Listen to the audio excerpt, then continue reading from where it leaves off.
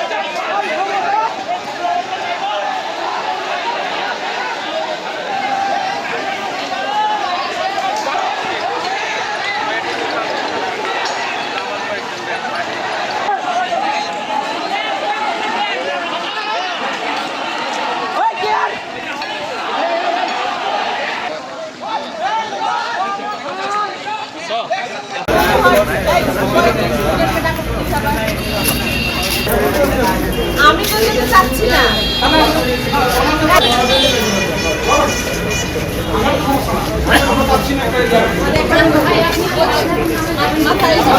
ভাইয়া ম্যাম ডাকে।